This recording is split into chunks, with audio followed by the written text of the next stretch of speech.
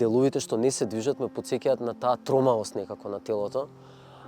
А деловите што се движат по друга страна ме потсеќаат на тие брзи мисли кои што не прекинуваат и го обременуваат човекот што се мачи со тие депресивни мисли.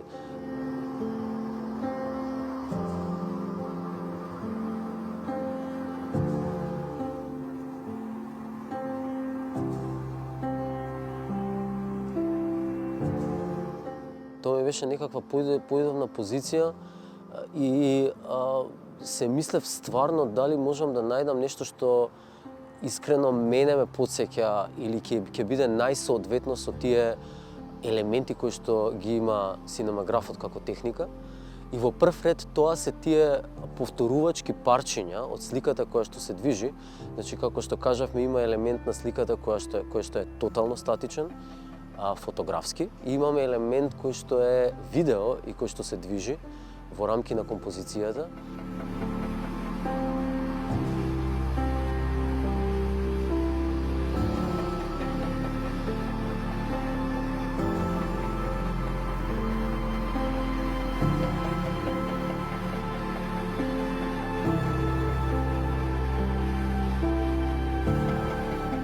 Дека беше предизвик, се тоа беше предизвик.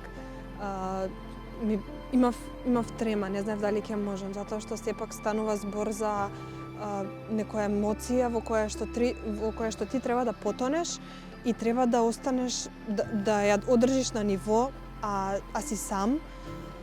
И тоа трае, тоа не завршува за брзо време, а немаш со кого да комуницираш од другата страна. И ми беше доста добар предизвик и ми е многу драго што успеав. Што го направивме и сум многу пријатно изненадена од сите коментари што ги добивме, барем јас, не знам.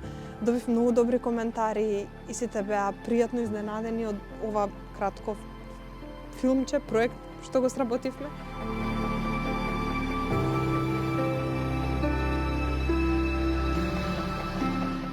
Уште поголемиот дел од самата обработка беше во монтажата, во делот, да кажам, на специјални ефекти, затоа што треба целото тоа да се измаскира, треба да се најдат сите тие парчиња што се движат, треба да се најде лупот, практички да се најде начин како ќе се повторуваат сите тие парчиња.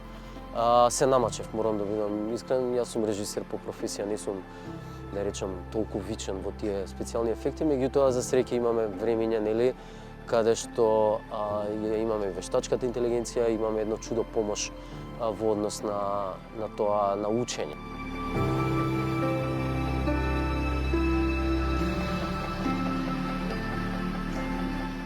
Најмногу во концептот на овој проект ме привлече тоа што, како што кажав, е нешто ново.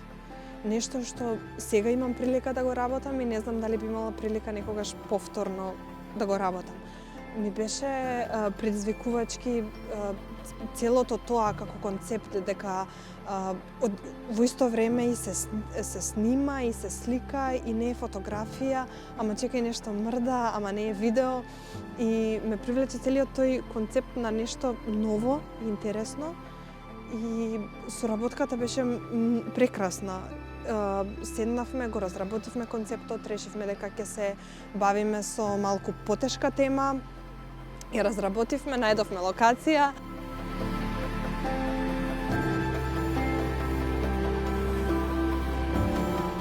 Јас не сакав да пратиме некаква лоша порака сепак на крај.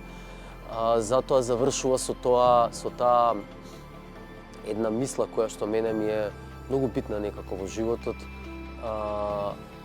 Ако одиш низ пекол, продолжи да одиш. Тоа беше пораката. На крај сакавме да испратиме една порака дека е битно човек да се движи, без разлика да се движи и ментално, нели, и физички, за да биде, нели, агилен во некоја смисла, да се избори со своите демони, колку и да се тешки. Ова го зборам затоа што и јас, искрен да бидам, имам меланхолични моменти во мојот живот и знам колку е тешко човек да излезе од таа некаква, нели, дупка во која што може да се најде, нели, некоја позиција под тлото, што се вика, ментално нека биде.